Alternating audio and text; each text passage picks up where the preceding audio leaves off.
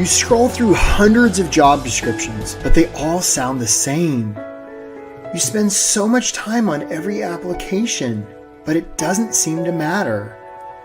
You send off application after application, but never hear back. You thought the interview went so well, but it's a no. You jump through all the hoops. The news keeps saying how there are all these employers that are struggling to find people to hire. So why does finding a great job have to be so hard? It doesn't seem very logical or fair. It's not. The system is broken. It's not your fault. The process most people go through to get a job is awful. But here's the good news. The system isn't very smart. In fact, it's downright dumb. It can be beaten. How? Most prospective employers and employees today are using the same old tired strategies that have been around forever. It's like professional camouflage. Everybody just blends into the crowd. But you don't have to be that way anymore. You can get traction. You can stand out from the crowd to unleash your God-given potential, to help a world in need, to do work that matters, to earn what you and your family deserve. You can do this. You're meant to do this. There are bright things on the horizon for you. This is the way.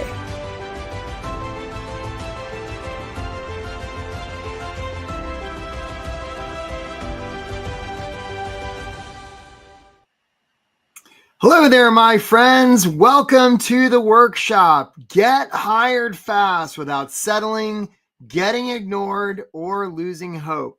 My name is Eric Woodard. I'm a high-performance leadership and career coach based out of Washington, D.C. And if you're joining us here live today, just want to acknowledge you. I know how valuable your time is. The fact that you're here is just a demonstration of how seriously you're taking your career and how willing you are to do different things to get different results than you've been getting. And if you're watching the replay, you're not quite as cool as the people who are here live, and you're still pretty cool. Look, folks, I do this workshop. I just want you to know right from the beginning, this is pretty much going to be one long sales pitch.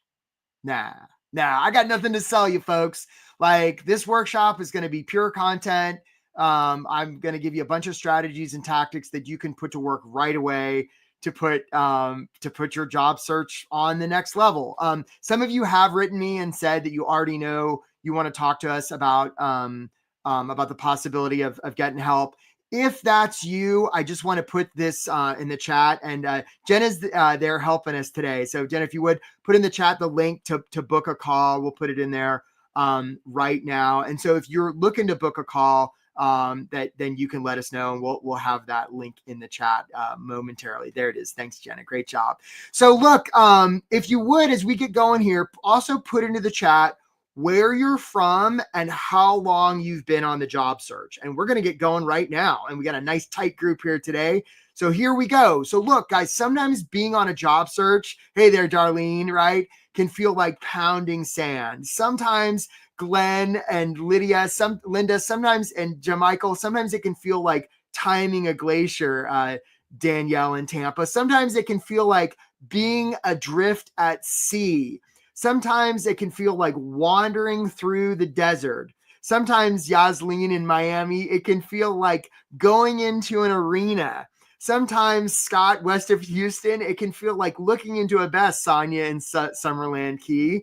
So look, who is this for? If you are somebody who's unsure about the direction you want your career to go, I see there Glenn and Jennifer and Sarah in Seattle. If you're struggling with finding ways to describe what you do, Irina in Boston. If you're uncertain if your resume is any good, if you're wrestling with how to follow up after you apply, if you're tired of applying and hearing nothing back, if you've been doing interviews that seem to go great, and then you get a big fat no, Ethiopia, right here in Alexandria. Great to meet you. If you're trapped in a job that you don't like, but you're unsure how to escape, I see there Keith in Fort Myers. If you're losing hope, this is a workshop for you. On the other hand, if you're somebody who's super casual about your career, Linda in New York, I know that's not you. If you're not willing to do much work, if you're reluctant to take responsibility for the results you've been getting, if you're just interested in finding a job to make money, if you're stuck in your ways and sort of closed-minded about trying new things, if you're unwilling to be authentic, then this may not be the place for you. You may not get a lot out of this, because today we're going to talk about how to get hired fast without settling, getting ignored, or losing hope. I'm going to offer you 4 strategies, 9 tactics, so that you can do work that matters and pays what you and your family deserve. So look, folks, we've actually got kind of a smaller group today. Normally, we run this workshop a little further apart. So we have a little smaller group, which means there's going to be ample opportunity for you guys to ask questions, put them in the chat. And if there's any we don't get to, we'll handle them after. First, I'm just going to give you a real brief overview of where I'm coming from and why I may know what I'm talking about in terms of job stuff. Who knows? Maybe I don't. I'm going to offer you 4 strategies there, Tamara in Washington. I'm going to offer you 9 tactics. And then I've got an invitation, right? Some of you guys are interested in booking a call with us because you already know you want help. Vanessa in Houston. And then we're going to have time for questions. So here we go. So who is this guy and why does he think he could help me find a job? Okay. So look, I'm kind of an oddball. I grew up overseas. I came to the States when I was 17. I wound up transferring college 7 times. And this is me in the Midwest wondering why it's so damn cold and why aren't there leaves on trees? I wound up as a scuba instructor on Guam, which was great, right? I spent about 10,000 hours underwater, right? Swimming with the fish. It was beautiful and it was awesome. And my brain got a little spongy and I was like, okay, I got my whole life ahead of me. I got to figure out this career thing. What would be a really prestigious job that I could apply for? And of course, obviously, I thought the White House. So I wrote the world's worst cover letter and I sent it to 1600 Pennsylvania Avenue. And I said, "Dear Mr. President, you should hire me." And I still have a copy of this letter. It's pretty brutal. And I figured, well, that was a fun exercise. I'm never going to hear back from those guys. And I didn't. Until about a month later, I was riding my bike past the Guam post office and the guy came out with a letter and he's like, "Eric, you got a letter on White House stationery." And I opened it up and it was an internship application. And I didn't know what an internship was, but I was really good, Irina, filling out applications because I transferred so many times. So I filled it out, sent it in, Vanessa, and I figured I'd never hearing back from those bastards. And I didn't. But that got me thinking. I applied to some grad schools. I got into GW. I landed in DC with like this big bushy haircut, was like dumpster diving for furniture, bought a pair of running shoes and was out running past the White House. And I was like, those White House bastards, they're never even bothered to let me know about that internship thing. So I found a payphone, I put in a quarter and I said, "Hey, what's up, guys? You never let me know about that internship thing." And they're like, "Is this Eric from Guam?" And I'm like, "Yeah, but I'm in DC now." They're like, "Man, we've been trying to get in touch with you. You're supposed to start in the First Lady's office on Monday." So I said, "Well, that's interesting." So I bought a suit, got a haircut, and I showed up. Thanks, Natalia, right? Oh, Natalia's, I know it's from far away, right? I bought a suit and I showed up. And I don't know if your politics are anything like mine, right, folks? Like we're in a lot of political craziness right now, but this was back during the Clinton administration. And I went to work for Hillary Rodham Clinton. She was a great boss. And I wound up being one of her interns, eventually got hired on her staff, was with her the whole second term of the Clinton administration, followed her to the Senate, followed her to the State Department where I did UNESCO stuff, and eventually left Hillary Land and wound up as director of fellowships and internships at the Smithsonian Institution. And all during that time, both in my own career and helping other people's career, I would see the same movie over and over again where, people were having trouble with their career, people at all different levels. And so eventually I started a coaching practice and now I've written a whole bunch of books. I have so many impressive pieces of paper. I'm a doctor and a Kentucky colonel. And I'm a master coach. It's all very impressive. I've got glowing recommendations, and Ethiopia and Keith and Tamara and Vanessa, you guys don't care about any of that, because what you care about is, can I help you? I don't know. Maybe, probably. We've helped a lot of people. Let's see if we can help you. Okay. So here we go. 4 strategies. So if you don't have something to write with, get something to write with, because we're going to go pretty damn fast. And this is going to be stuff that you probably haven't heard before. Let's find out. So this is the first one for the chat. Who can tell me what's a good resume about? If you would put it in the chat, please. Let's see if anybody gets it right. What's a good resume about? Good job, Jessa. What's a good resume about? Put it in the chat. There's always a little bit of a delay between when I ask questions and hear from you guys. But what is a good resume about? If you would put it in the chat, please. Oh, Sonia says selling yourself. Kayla says what you've accomplished. Irina says your past accomplishments. I haven't seen the correct answer yet. What is a good resume about? Any more takers? What you can offer, says Glenn. Okay, maybe. Still haven't seen the correct answer. Your story, Grace, I can actually get on board with that, right? I can get on board with that, but that's not the main thing that's about. Okay, what a lot of you are saying is a good resume is about you. And that would be incorrect. A good resume is not about you, folks, right? Passing the first review, Ethiopia, I can get on board with that. But a good resume is not about you. A good resume is about them. Yeah, I see you there, Danielle. A good resume is not about your professional accomplishments. A good resume is about them. A good resume is possible, what's possible for them. Okay, so that brings us to our first strategy. And look, folks, if you're watching the replay and you get nothing else out of this, like you definitely want to get this one. Blair says it's getting them to like you. Well, we'll talk about that. Jamichael says your job history and experience. No, I mean, yes, that's what it's about, but that's not what a good resume is about. A good resume is about them. Many job seekers think it's about my experience, my history, and it's not, because employers are focused on themselves. So you want to give them a document that resonates with that. Okay. When we're, and it's very, very common that we think, understandable that we think a resume is about us, because very often the first resume we created was probably coming out of school. And in school, it is about us, right, Linda? It is about our cubby, our report card, our worksheet, our trophy, our transcript, our diploma.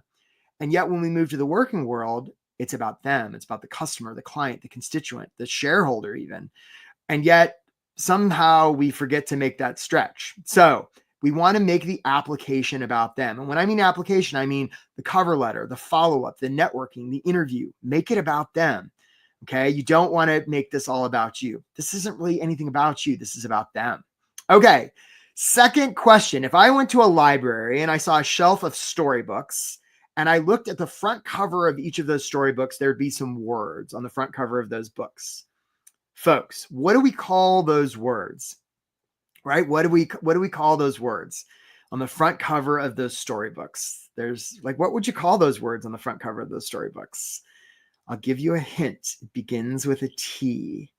What are those words called on the front cover of a storybook? Does anybody, and again, there's a delay. Heidi got it correct. It's a title. Thank you, Irina. Thank you, Yasleen. I hope I'm pronouncing your name correctly, right? It's a title. That's right, Glenn, Ethiopia. Exactly. It's a title. Now, isn't it interesting that that's the same term we use to label people in the workplace, which tells me that a title in a workplace is very much like the title you might see on a storybook. It's just a story. And that brings us to strategy number 2, stories. Let me ask you this. What percent of human decision-making do you think is emotional to logical? So is it 50-50, 60-40, 40-60? So what percent of human decision-making is emotional and what percent is logical? Okay, emotion to logic. Put it up on the chat. Okay, and the reason I offer this is because what makes stories so powerful is stories are how we convey emotion. So what's the percentage? Is it 50-50? Emotion to logic, 60-40, 70-30, right? There you go, Jenna, right? So Sandra says it's 60-40. Glenn says it's 70-30. I haven't seen the correct answer yet. Let's see if anybody gets it right. What percent is emotional and what percent is logical? See, now I've scared you guys off with the resume question. Yeah, Yaslin says it's 80-20. Nobody's got the correct answer yet. All right, I'll just give you guys a few more seconds. Here's the thing. It's 100% emotional. Human decision-making is 100% emotional. I see you there, Irina. It's 100% emotional. And the reason we know, Sarah, that it's 100% emotional is when somebody gets their limbic system damaged, when they lose their capacity for emotion, they're fine, except they can't make a single decision. And that's actually the debilitating part, right? We make decisions very quickly and it's 100% emotional. Then we later rationalize those decisions with logic and fact, right? You guys, when you got on this workshop, you made the decision about whether you thought it was going to be good or whether you might learn something useful, or even if you liked me or didn't like me in about 3 seconds. It was a very quick emotional decision. Now or even whether you wanted to book a call and the potential of working together, all that kind of stuff, right? And now you're just looking for data. This is now just gathering data to rationalize the original decision. Okay. So, and the reason stories are so important is this is how we convey emotion to each other, right? Maya Angelou mentioned how people will always remember how you make them feel. And she's right. Right. And so if you don't have stories, I think it was Grace who mentioned stories earlier, right? In your resume, in your cover letter, in your follow-up, in your networking, you're really leaving a lot on the table, right? People don't make, you'll see these people, we are we make decisions based on facts. No, they don't, because nobody does. That's a lie. Okay. People make decisions based on how they feel, and that's conveyed through stories. So, perfect example. Maggie, notice how I'm telling a story, right? So Maggie was somebody who had applied to a program I was in charge of, and there were like 50 or 60 applications. I had to pull one. And in Maggie's application, she talked about how she'd been in a terrible car accident the summer before and her arm had been severed. Oh, that's so terrible. What a story. So we brought her in. I'm thinking the first day of the program, she's going to walk in with one arm, two arms. Now, it was bandaged from where it had been partially severed and reattached, and she was doing some physical therapy. Now, was I upset that Maggie had two arms? No way. I was so happy. And I remember that story and how I felt to this day.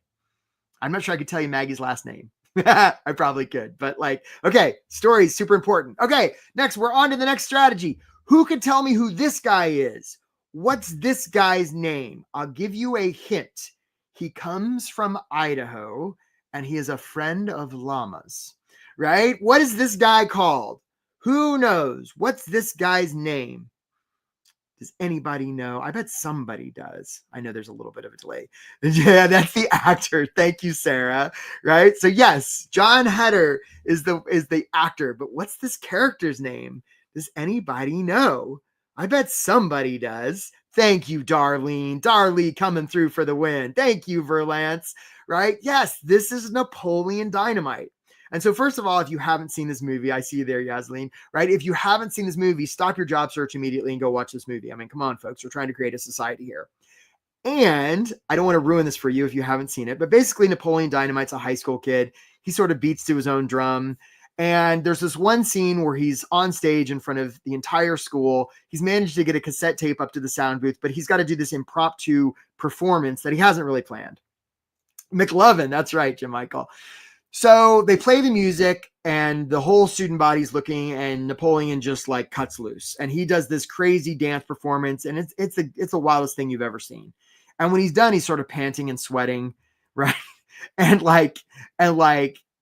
the whole student body's and then they erupt in applause. And the reason they do is because it's so authentic. Jamie Kern Lima, the founder of It Cosmetics, says everybody's a good dancer if they commit fully, and she's right. This brings us to strategy number 3, which is authenticity. People are going to hire you because of who you are, not in spite of it. And if you've been spending a lot of time hiding your age, right, or concealing things on your resume, I just invite you to consider it's never the scandal, it's always the cover up. There's one reason that people are going to hire you, and it's not because they like you. It's not because your skills. It's not because of who you know. The one reason they're going to hire you is that they trust you. And the way we trust people is through authenticity. I'll put this, I'm not going to wait for the chat, but let me ask you guys, who do humans hire? Other humans. Humans hire other humans. And I can hear the unanimous thought, but what about ATS, Eric? What about the automatic tracking systems and the algorithms? Stop. Right? If you've been trying to work hard to please computers, let me just ask you, how's that been going? You don't have to tell me. I already know, right? Humans hire humans.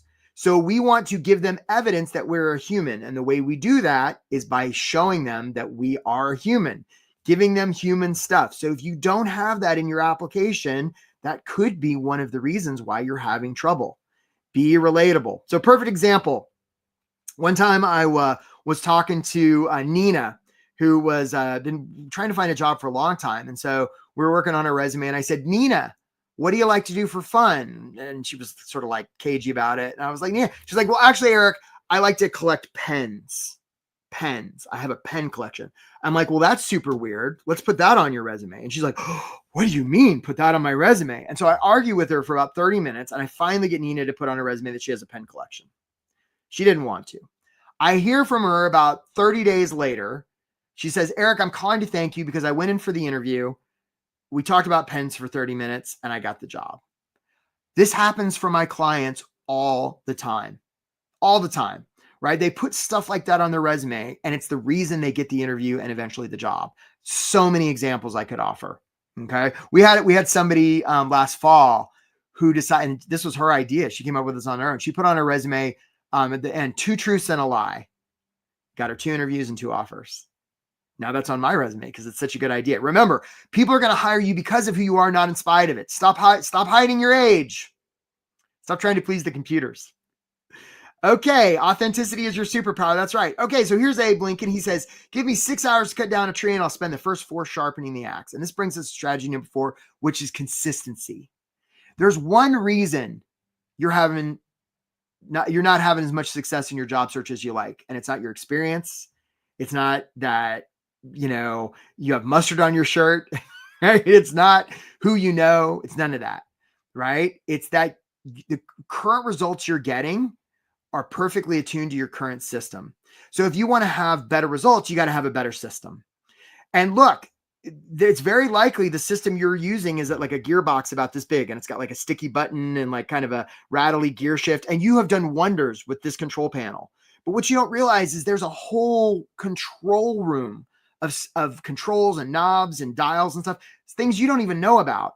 And look, you're doing a great job doing what you can with this little control box. The reason people invest in working with a program like mine is we show you the entire array of controls, right? And so you want to work smart, not hard, right? And if what you're doing isn't working, you want to change the setting. The problem is if you don't know where all the controls are, you're really limited in terms of the setting that you can do. And remember, this isn't about you. It's about the system that you currently have. So I just want to show you an example. And this is Angel. She's somebody that signed up with us, I think in November. And this was just like last month that we were on a call and Angel, she changed her system and she got different results than she'd be getting. So I'm going to show this video and I'll come right back to you. In the time we've got left, I'm curious, especially if there's somebody we haven't heard from yet. They've had a win, a loss. Angel, I got to ask you, what do we know, if anything? What do we know? I got the job. Yay! Whoa! The offer. I'm moving in a week. Yeah, it's crazy. And I know when we first met, you're like, oh, like, let's get something by your birthday. And my birthday is in 4 days. So I was able to do it. Yay! And I just want to acknowledge you. Like, you dove in, you did it, you did the work.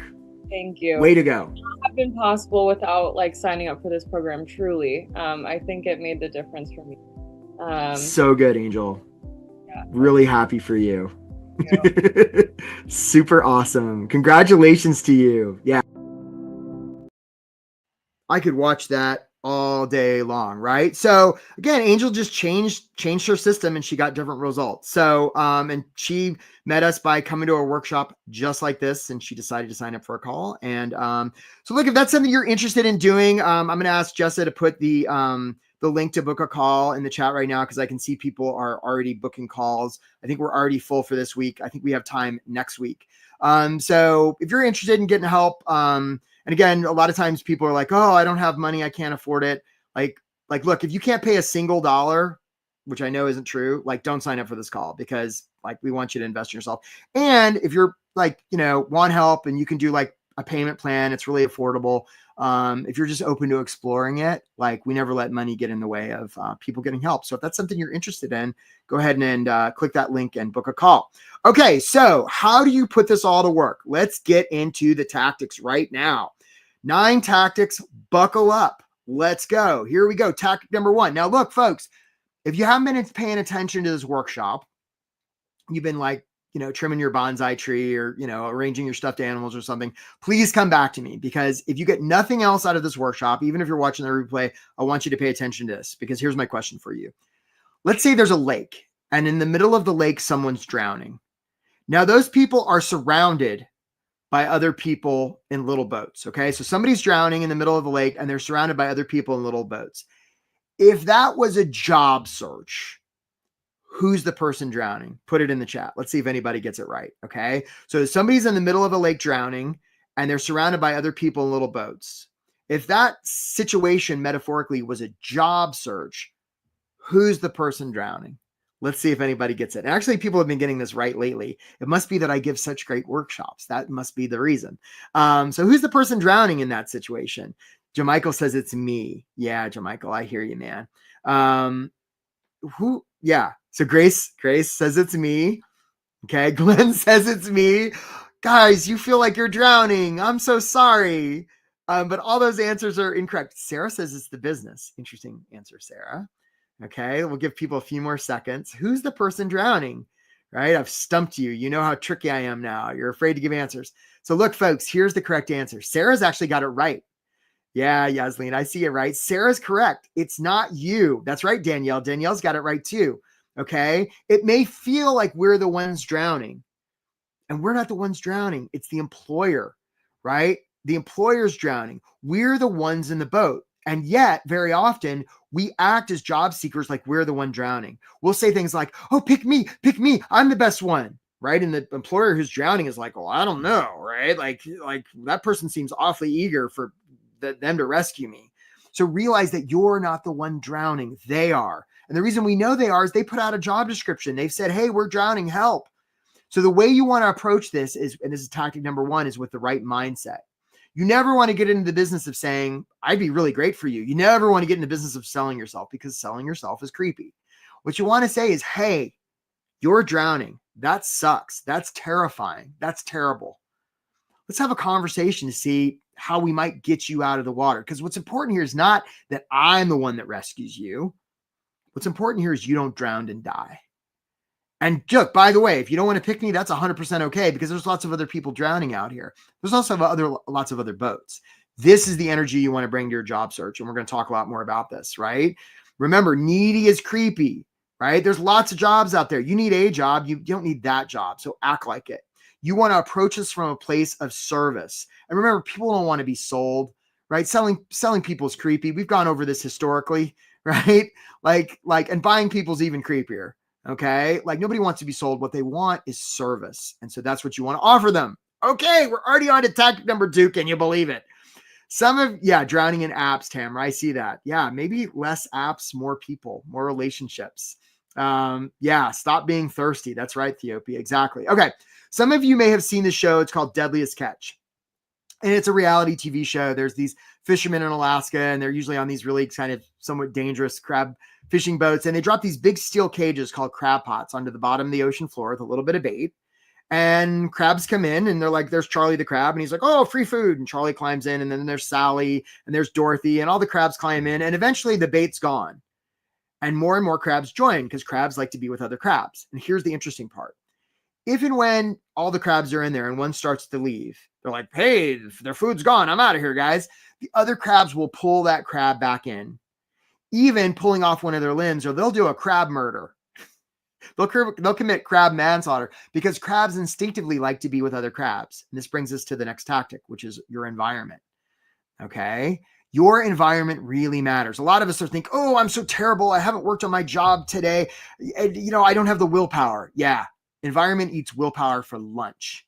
Okay. Very often you are the average weight, income, education, all of it, of the 5 people you spend the most time with. And they don't even have to be living people. These can be authors from 100 years ago you're spending time with. It doesn't matter.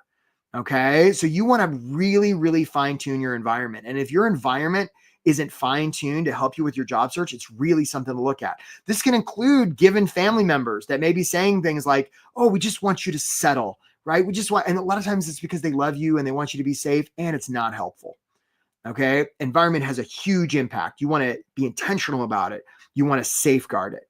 Okay. It's vital. Okay. We're on to tactic number 3. It's hard to hit a blurry target. I can't tell you how often I'll talk to potential job seekers. And by the way, if you want to talk to me, sign up for a call. We're going to put it in the chat. Right. I talk to potential job seekers, and I'll ask them questions like, I'll say, what do you want to do? And they'll be like, well, for a job, I want to help people. I'm like, that's beautiful. That's super beautiful. I'm like, how much money do you want to make? And they're like, well, anywhere between $50,000 and $150,000. I'm like, that's beautiful. And it's super vague, right? Bruce Lee told us, he said, be careful what you tell yourself, because your body's listening, right? And this brings us to the idea of clarity. It has something to do with this thing called the reticular activating system. This is the thing that when we go and buy a new car, we drive off the lot and we're like, nobody's got this car, right? Nobody. And then we drive off the lot and we see it 5 places, right? Our brain will literally see what we tell it to look for. If I say the word red, you're now significantly more aware of red things in your environment than you were before I said it. Our brain will literally see what we tell it. So if you tell it to see help people, and it's not more specific than that, you won't see those opportunities. If you tell it to see, oh, I don't know, $50,000 to $150,000, like that's really hard for the brain to see. So you want to have the map before you go into the forest. You want to have clarity around how you're going to help the world. It's not just nice to have, it's vital. Okay, absolutely. There's a reason NASCAR drivers, when they drive 500 miles in a circle, they don't look at the outer wall, because where they look is where the car is going to tend to go. And if you don't have a destination in mind, you'll never get there, right? There's a proverb that says where there's no vision, the people perish, right? Where you don't have vision, your job search is going to perish. Okay, there's another one for the chat. Here we go. If I went to a store and I bought this, what would I be buying?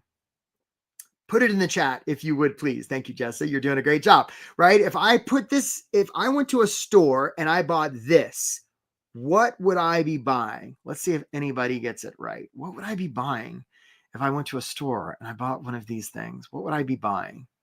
Anybody have an answer? So Glenn says an impact gun. Sandra says a cordless drill. Darlene says a drill. Paula says a tool. Well, Vanessa says a tool. You're not wrong, but it's not the best answer. Jamaica says a tool. Nobody's got it right yet. Okay, I'll give you guys just a few more seconds. So Yaslin says a hand drill. Okay, so so Sarah says screws. So here's the thing. If I went to a store and bought this, I wouldn't actually be buying. Yeah, there you go, Paula. Okay, I wouldn't actually be buying like a drill, because I don't really need this hunk of plastic sitting around my garage, as beautiful as it is. What I really need is a hole. And actually, now that I think about it, Yoslin and Sarah and Paula and Grace and Scott, I actually don't need holes in my walls. What I need is a place to put a hook. And actually, I don't even really need a hook, to Michael. I don't need hooks hanging out of my walls. I'll gash my arm open. What I really need is a place to hang the photo. And now, you know what? I actually don't need that. What I really want is the feeling I get when I look at the photo of my beautiful family that's hanging on the hook that's in the hole that was made by the drill. And this brings us to tactic number 4. In our job search, we want to give them safety, right? We want to get to the thing that keeps them up at night when they're laying in bed staring at the ceiling. First of all, most people are just talking about themselves, right? They're just talking about themselves and they're talking about their skills and their experience. And that's just a hot dumpster fire. And you guys aren't going to do that anymore. Okay. What we want to do is talk about them. And it goes a level deeper. We're not just going to talk about them and talk about the drill. We're going to talk about what keeps them up at night. We're going to get really, really clear about what they like, want, and need. We're going to make them feel seen, heard, and understood. Do you see how this is like working at a different level than worrying about ATS and hiding your age, folks? If you've been spending time doing that, stop. No wonder you're having trouble getting traction in your job search, right? The reason people work with me and my team is we're just playing at a different level, right? The opportunity is there for you too. Okay. You want to get really clear about what they're thinking. How can you make them feel seen, heard, and understood? This is how you get hired fast, not that other stuff. All right. Tactic number 5. Here we go. This is a copy of Eric's resume. Okay. And this brings us to the next tactic paper. And look, resumes are stupid. Anybody tells you that there's one right way to do it is full of it. And the idea that we're going to somehow boil our whole life down to a couple sheets of paper, nah. And some things work better than others. First of all, we already talked about a good resume is about who? Say it together. It's about them. Which means if you have that big block of text at the top of your resume saying professional, accomplished professional with, who's made an impact, that's you telling them a bunch of stuff about you. They're going to skip that.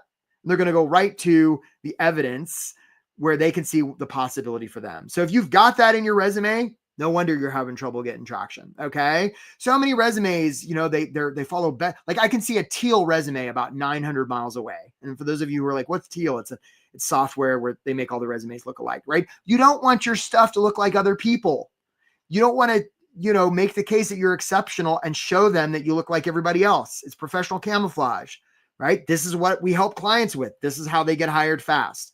right? Realize that your resume is just a communication piece.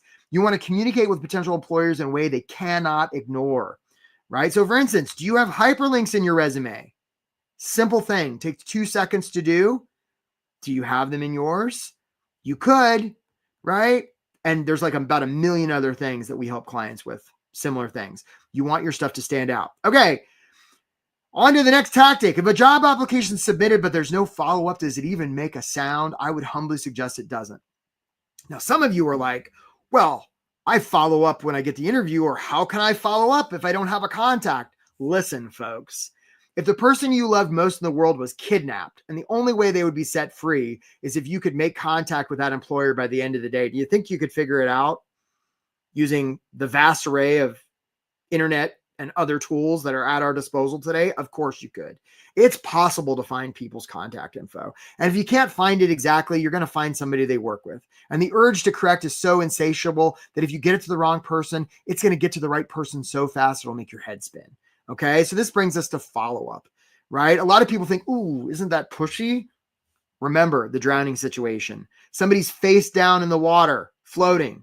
You splash them and you say, hey, buddy, are you okay? They don't move. Would you be like, ooh, I don't want to bug them? No, you be willing to offend in the name of service. Because remember, they're the ones drowning. You're the one in the boat. And they may say, oh, don't email us. You're going to be like, yeah, thank you very much. I'm going to put service over pleasing you. I'm not here to please you. I'm here to serve you. You take that kind of energy into a job search where all of your competitors are trying to sell themselves and look good, you win every time. Trust me. Okay. You want to follow up from a place of service 3 times at least.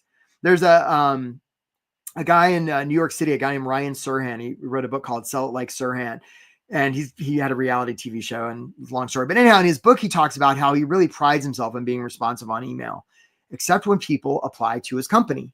Because when they do, they invariably send him a thank you note. Oh, hey, I recently interviewed. Thanks for your team interviewing me. He doesn't email them back.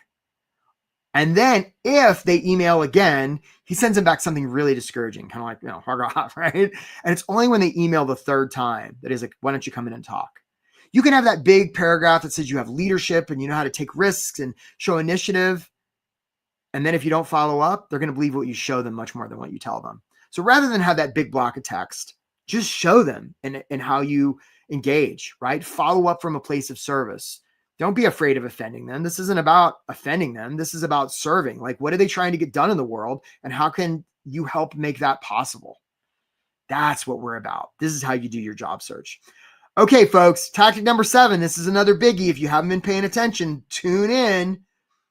Many of you are about 2 or 3 emails away from getting a whole bunch of interviews. If I went to you and I said, hey, if I went to your Google contacts or your Apple contacts, wherever you keep your people, and let's say there's 1,000 of them in there, and I said, how many of these people know Grace or Jamichael or Verlance or Tamara? How many of these people know you're on the job search? Some of you would be like, oh, well, they know. And I'd be like, well, how do they know? Well, I posted on LinkedIn 3 months ago. I put one of those banners up. They know. And I would say, well, that means they would have had to gone to your LinkedIn page or LinkedIn at all and seen that banner. And they would have had to have been looking at it for the last 3 months to know that nothing has changed since you did that 3 months ago. And you'd sort of be like, oops, I guess, which means there's a whole bunch of people out there that are willing and ready to help you. And they don't even know you're on the job search. This brings us to tactic number 7, which is networking. Asking for help makes you strong, not weak. You ever seen the Academy Awards and some big movie star gets up there and they win the award and they say, I got nobody to thank? It doesn't happen. That person's like, I got to thank this person and this person and this person. They're playing the music, trying to get them off stage. Like this person, like when we do great things, we do it together, right? Asking for help makes you strong, not weak. When we ask for help, it's a gift because we wouldn't ask for somebody's help unless their help was worth asking for. So literally, this is when I work with people, this is one of the main things that they get right? That they're not getting right that they do, okay, is going to their network and asking for help. Remember, the one reason they're going to hire you is because they trust you. And Brene Brown has taught us the best way to build trust is through vulnerability. It's not by trying to look good or conceal things or taking 15 years off our experience off our resume because that's what somebody told us. Don't do that stuff, okay? And again, with networking, you don't want to do one-offs because that requires you to get the right bait on the right fish and the right depth and the right place at the right time. I mean, it's possible and lightning might strike, or you can have a system. It's one of the things we offer in our program where you filter the ocean because we don't know where the jobs are going to pop up. And we can almost certainly be sure that where they actually pop up is not going to be the same place where they actually do. So we want to be everywhere and we want to have it systematized in a way that doesn't drive you crazy. And that's possible for you. It's one of the things my clients use to get hired fast. Okay, guys, we're in the home stretch here. Let's talk about tactic number 8, which is offers, or excuse me, interviews. Tactic number, I'm one tactic ahead. Interviews. Who wants the best interview advice in the world? Okay, I'm going to tell it to you. Here it is. Here it is. Okay, you may want to write this down. Okay, listen carefully, especially if you're watching the replay. Listen carefully. Here it is. Okay, I'm going to get real quiet. Here's the best interview advice in the world. Here we go. Don't answer their questions. Some of you have been going into interviews and getting all the way to the last round and getting a big fat no, which is horrible. I'm sorry that happened. And you're like, gosh, I answered all the questions really good. Why aren't I getting through to the offer? I don't know. Here's a possibility. It's possible that you're spending all your time and energy actually answering their questions. They don't care about your answers to the questions. Basically, every question in an interview is this question. It's just like if you had like a universal translator and you held it up to the interviewer, this is what it would say. They'd be like, tell me about yourself. And the translator would be like, can I trust you? They'd be like, tell us about a time you made a mistake. Can I trust you? Like every interview question is basically, can I trust you? So you could say, yeah, you can trust me, but that's you telling instead of showing. So the way you show that they can trust you is you talk about them. Make them feel seen, heard, and understood, right? And so rather than answer the questions, talk about them. And there's an art to this. There's some nuances. It's one of the things we work with people in my program. But you start talking about them in your interview. You start telling stories that make them feel like they can trust you. Game over, right? And again, if it's a technical interview where it is a very black and white question, sure, give the correct answer. But anything that's like, tell me about a time or, anything like that, you don't want to spend your time answering the questions, right? And you don't have to, right? Don't answer the questions. You want to make them feel seen, heard, and understood. Okay, final tactic. This is tactic number 9. Here we go. This is about offers. Now, what I see a lot of times, folks, is I'll meet with people, like they attend this workshop and they book a call, and either my team or I will meet with them and we'll ask them a question like, hey, have you been applying for a lot of stuff? And they say, no, I haven't. And we'll ask why. And they'll say, well, you got to understand, I'm really particular about where I apply. And we'll like, say more. And they'll say, well, you see, because if I get a job and if I get an offer, then I have to accept it. And I got to move my family to Connecticut. Maybe it's remote work and I got this and that. I'm like, stop. Because you don't have to worry about whether you're qualified for a job or whether you want a job unless and until you get an offer. It's understandable that you would think about it, and it's 100% optional. And here's why. One, they're going to have an opinion about whether you're qualified. And right, there's research on this about sometimes women do this more than when they disqualify themselves. I think everybody does it. But if you do it, stop. You don't have to worry about if you're qualified. Let them decide. Let them do that heavy work. Let them decide if you're qualified. You just apply. And 2, you don't have to worry about whether you want it or not, because until and unless you get the offer, it's sort of just like make believe. You don't know what they're going to offer you. And even when they do offer you something, you can say things like, well, thank you very much for the offer. And then you can explore what's possible, right? Super, super powerful stuff. So you don't have to worry about any of this until you get the offer, and you can apply liberally from a place of service. All sorts of things are possible. Okay, folks. So that was 4 strategies and 9 tactics. Write them down if you haven't. And you guys have been really quiet with the questions. I'm hoping you guys have some questions. And I just want to offer to you, like, if you've been having trouble in your job search, if you haven't been getting as much traction as you want, it's certainly because of one of these things. One of these things is out of whack. And the opportunity for you is to get them aligned.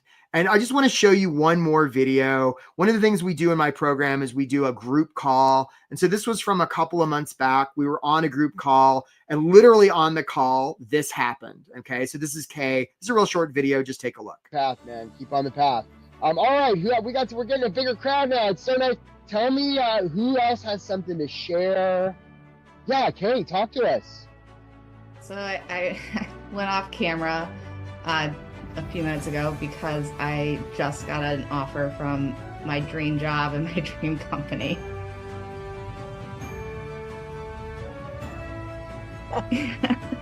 So real time, it happened just now. So on, thanks, Eric.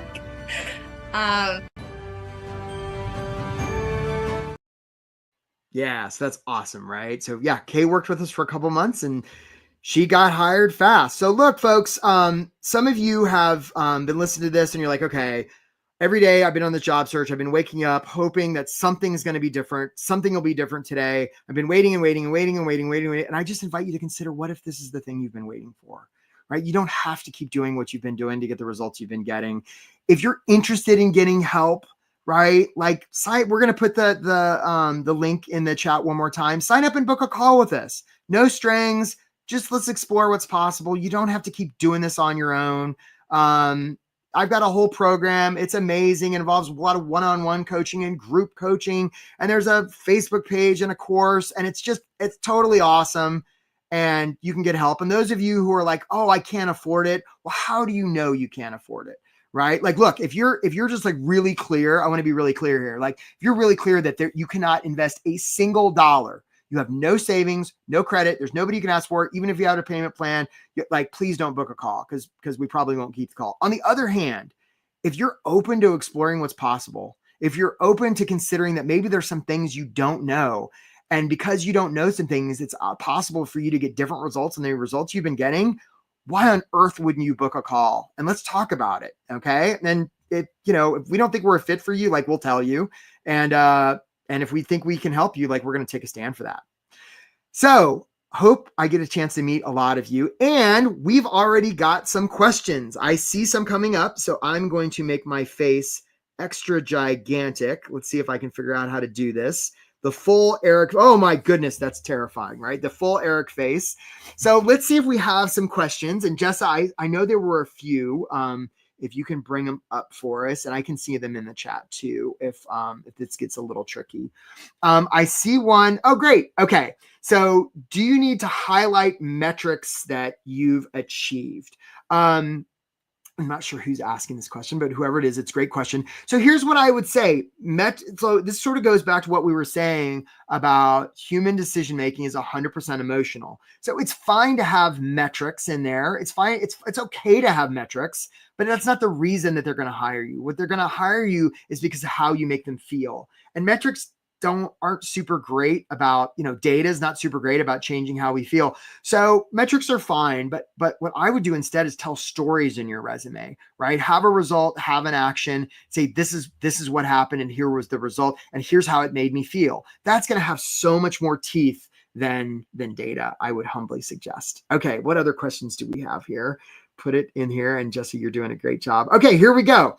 This is from Blair. Okay, so Blair says, how the job market now in the PE, I think it's private equity banking sector.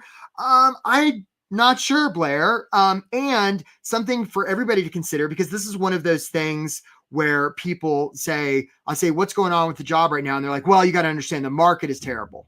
Well, I have no idea. And I have no idea how the market is in the banking sector either. I do have a couple of clients that are in that sector, and it almost doesn't matter because this would fall into the category of I'm too old. I don't have the right experience. Like if we're trying to make airplanes fly or cure COVID, we want people in white lab coats using the scientific method to do replicable science. Yay, data.